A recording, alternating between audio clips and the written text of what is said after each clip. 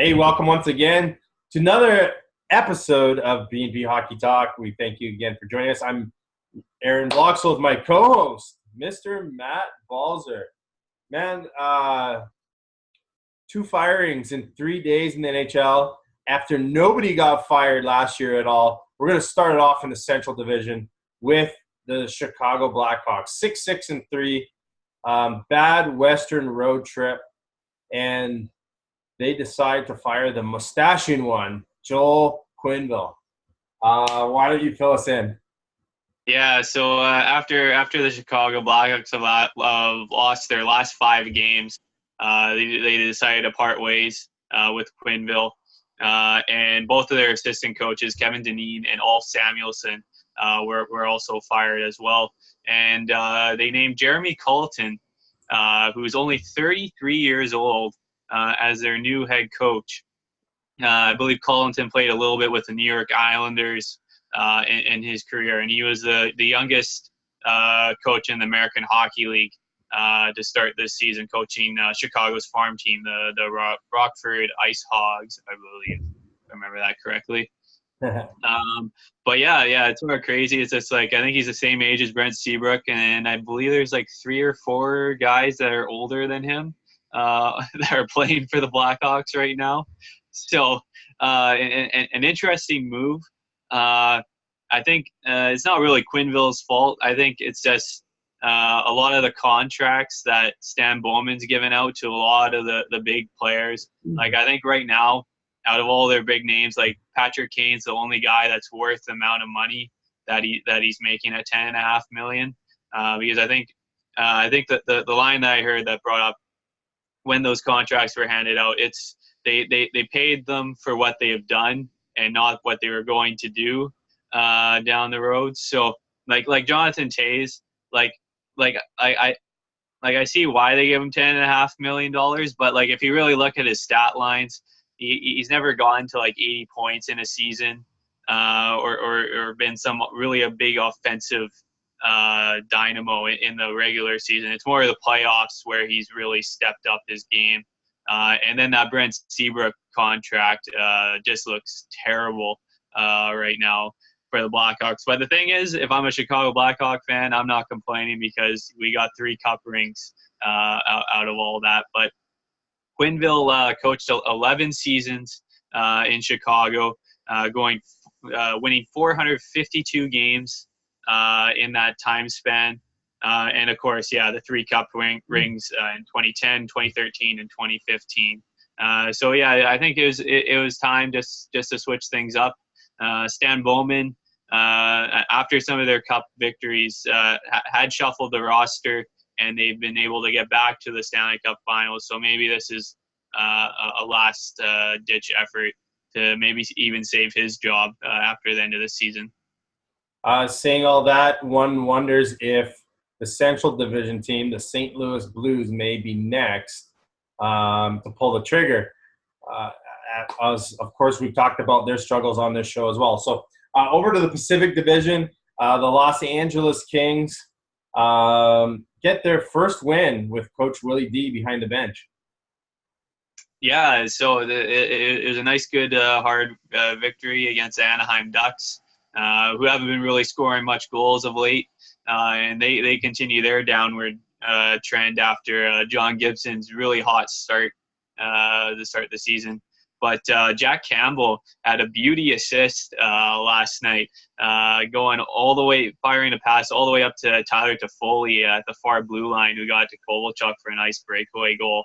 But yeah, Campbell had a really nice night, I believe, making 30 saves on 31 shots. Kovalchuk had a huge night, 1 goal and 3 points. As things, I think their big guns are starting to come together a little bit. Well, we'll still see. It's only the first game, but hopefully the firing of John Stevens is a big wake-up call for that core. But we'll see how things go, especially with the goaltending still being a bit of a question mark. They could still be in rough shape. And of course, the only duck to beat Campbell last night was former Canuck Ryan Kessler on a nice deflection. Ducks continue to struggle. At the opposite end of the spectrum, though, Calgary, San Jose, Vancouver, all tied now with 19 points. Just a quick thing on the Canucks from last night. Man, Elias Pettersson continues to shine, continues to do things that a lot of people haven't. This is the second game in a row now I've watched with the other team's announcers, and the Detroit announcers were saying he was very much like Pavel Datsyuk. Great at both ends of the ice, very creative. I mean, what can we say about this kid? Yeah, well, that goal that he had down the wing, I think some people brought up the Gretzky goal coming down that wing, and it's basically the exact same shot. But it's like every time he has the puck, you think he's going to score or he's going to set up his teammate for a goal.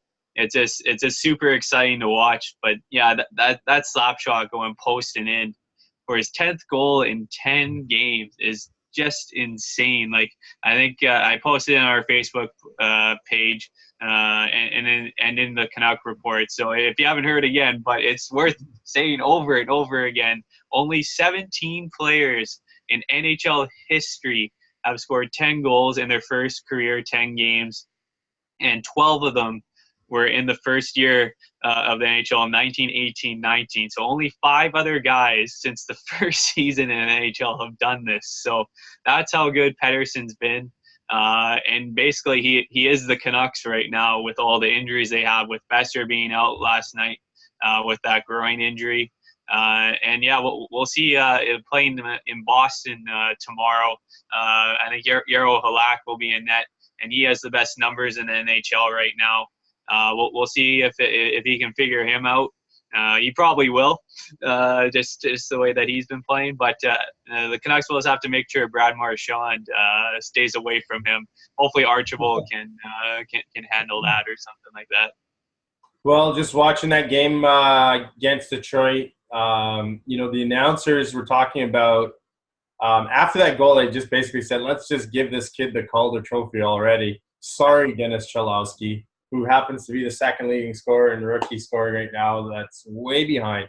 But they were just shocked. And for the people that saw the Gretzky-Pettersson comparison on our page, we weren't saying he is Wayne Gretzky. We're saying it was very much like Gretzky's shot back in the day. That was Gretzky's patented shot. Well, it's not patented anymore, obviously, but Gretzky did it numerous times, and it was just, man, it was very comparable to what Gretzky used to do. Let's move along to the Atlantic Division. Ottawa Senators getting into a little bit some heat. Actually, before we jump to the Ottawa story, one more story in the Pacific Division. That's the Edmonton Oilers. Milan Lucic gets fined today for jumping the Tampa Bay rookie. Yeah, so he got the maximum fine of $10,000 for going after Joseph. I didn't see the Joseph hit, but I heard it was a dirty hit. He cross-checked Chris Russell from behind, and as Joseph skated up through the center ice, Lucic sort of gave him a slash on the back of the leg, and Joseph kept skating away. And then as the play started coming up back through Edmonton zone, or through Tampa Bay zone, Lucic just leveled him to the ice and got on top of him and sort of gave him a tough time. So I see Lucic as like standing up for his teammate, and the hit I didn't have a problem with. It's more like when he started throwing a punch or really getting in the guy's face when he's defenseless like that on the ice.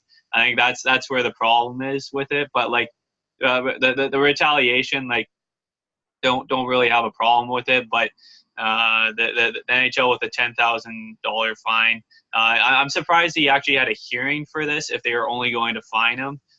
Usually if you get a hearing, you're going to get a suspension. But that's about the most that Lucic has done this season since I think only scoring 1 goal, I think, so far this season, in the season opener over in Europe, I believe, if I remember correctly. Well, my thoughts on it are old-time hockey. It's not necessarily warranted now, but the rest of the league will think twice before hitting an Edmonton Oiler, and I'm sure that's what his message was.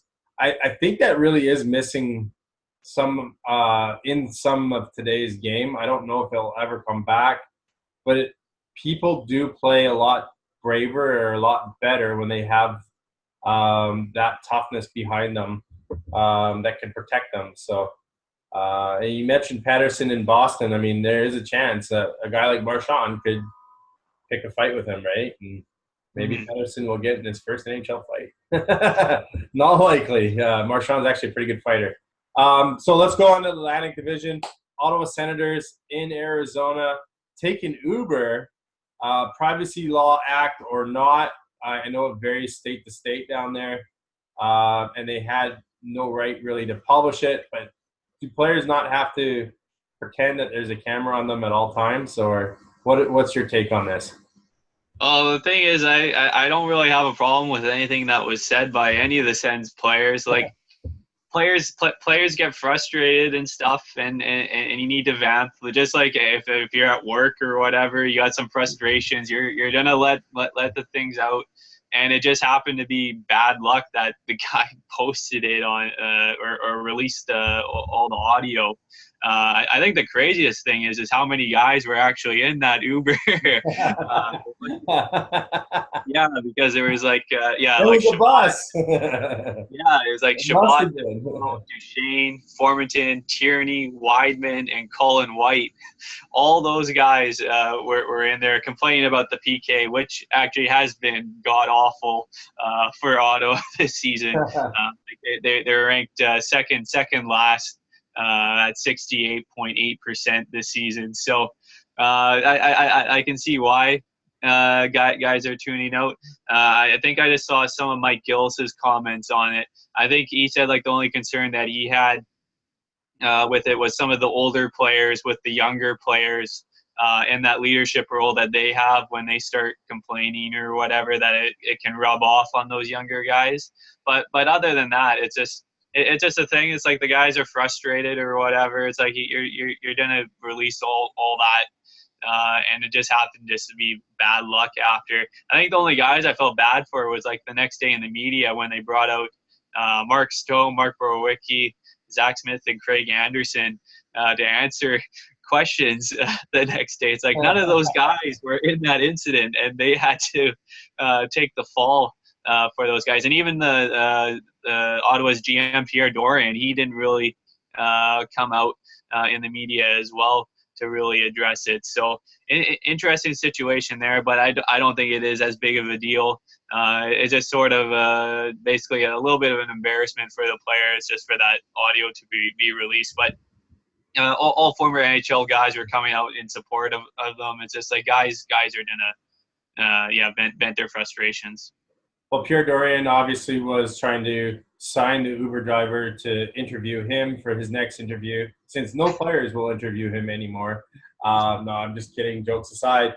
Ottawa, though, they bounced back with a 7-3 win last night, looking good. Montreal, let's talk about them for a sec. Max Domi, 9 goals now, and he only had 9 goals all of last year in 82 games with Arizona. This obviously has been a great trade for Montreal. Galchenyuk now has, I think, 5 points in 6 games. As he missed the beginning part of the season because he was unhealthy. But healthy Galchenyuk, healthy Domi. Is there a win in this trade, or both teams win? Yeah, right now I think it's been a win for both teams, especially Montreal. Like, I know Galchenyuk with the injury, it hasn't been as big of a news headline down there, but he's had a really good start since he's come back from injury. But Max Domi, like 9 goals in 15 games, and is up to 16 points as well. So he's just been absolutely ripping it up, and he's been thriving in that center ice position, where I thought it was going to be a really big question mark if he could do that. But with that they were able to move Jonathan Drouin back out to the wing, where he's had a really nice start to the season as well. Even though they fell apart in the second half of the game against the Rangers last night. And Neil Pionk, who got that game winner with an awesome end-to-end rush. If you haven't seen that, it's up on our Facebook page. But just a great individual effort on that goal. But yeah, Max Domi's been a great fit in Montreal. And Brendan Gallagher as well on his right side there has had a really nice start to the season. Tampa Bay Lightning, of course, continue to be the cream of that division, rising to the top. On to the Metropolitan Division now. New York Islanders are still in first. The New Jersey Devils are in last. There's 5 points separating the 8 teams. Who do you think is going to step up? Do you think the Islanders are going to continue to go, or do you think Washington, Pittsburgh, Columbus, are they ready to step forward and take control of this division? Yeah, so as of all the teams right now, I think the Islanders have been the most consistent out of all those teams. Like Columbus had a nice win against Dallas last night, 4-1, where Bobrovsky became the third place, or moved into third place for all-time wins by a Russian goaltender, passing Ilya Bryzgalov for third place there. But who does he have to pass? Who's ahead of him? I'm curious. I'm guessing Happy Boulin's one of them. Yeah. Happy Bulin is second. Nabokov, is that the other? Yeah, and Nabokov is Nabokov has 353 wins. Happy Bulin has 333 wins, and Bobrovsky's only at 222. So he has a ways to go to get anywhere close to those two. But yeah, he's starting, his game's starting to come back around after a really rough start to the season where Korpisalo was playing ahead of him for a few games there. But Pittsburgh's starting to fall off a little bit. Matt Murray is really having a bit of a rough go of late. And Casey DeSmith has actually been playing way better than him so far. And he actually got the start against the Washington Capitals tonight in their game, where Crosby has a goal so far in the Ovechkin-Crosby rivalry. That continues to go on.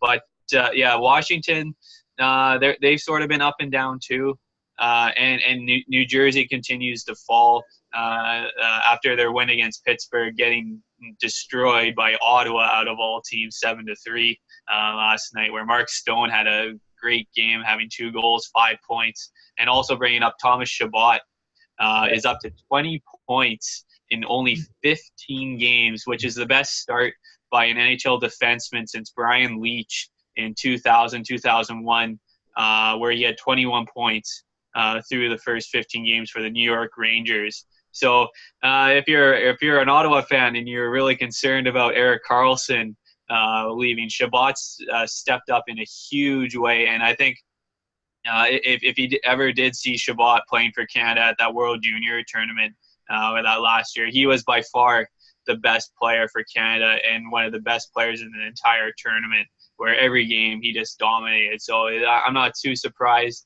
that he's been off to this good of a start. But yeah, just great news for Ottawa there. But yeah, it's that the Metropolitan, it's just everybody's sort of hovering around that 500 mark, going a little bit, winning a couple, losing a couple. But so far the Islanders have stayed ahead of everybody so far. Yeah, just to recap, the Penguins-Capitals game tonight is 1-1. Crosby for Pittsburgh, Ovechkin for Washington. Just that stuff just writes itself. That's a great game to have. Only three games on tap tonight, so a lot of the people get to watch that. The other game that's got my interest is Nashville against Colorado. Lots of skill, lots of talent in that game. And then you got your Ducks and Flames. Final thoughts before we wrap up today's show. Yeah, so Canucks in Boston tomorrow. We'll see how they fare there. I think Boston's going to be a really tough test, especially with that top line. Pasternak's up to 12 goals, I believe in like 15 or 16 games, something like that. Adam Oates. Patterson's up to 10 goals in 10 games, so no big deal. Yeah. Adam Oates was hired as a consultant by the LA Kings as well, as a player skill evaluation and development coach. That's sort of what he's been doing so far, just with individual players throughout the NHL. But the thing is that this deal is non-exclusive, so he can continue to help players around the NHL while also being hired by the Kings. Looks for Ottawa actually gained some health news. It looks like Brady Tkachuk will be back possibly tomorrow for them. And and a shout out to Brian Boyle, who had a hat trick against Pittsburgh Penguins on the Hockey Fights Cancer night in Pittsburgh. So like that storyline, like you can't get a more perfect story than that. And I think I'll end things there. I'll have the highlights up tonight. At least it's a quieter night. And thanks for everybody that's checked out those highlights on Facebook. Basically, what I'm doing is like I'm filtering through Twitter, finding all the GIFs, and then and instead of having to follow a gazillion people, it's like at least it's all on one page, so it's a lot easier to scroll through all the highlights. Yeah, I like the people that are able to find the highlights. Makes it simple. You can get all your hockey picks here on B&B Hockey Talk. Remember to like and share or comment on our posts on Facebook, as well as subscribe on YouTube. GIFs are only on Facebook, of course, so if you're watching this on YouTube, make sure you follow us on Facebook as well. Once again, this is B&B Hockey Talk. I'm Aaron Bloxel with Matt Balzer. Thanks so much for watching. We're going to see you guys on Friday. Have a great night, everyone.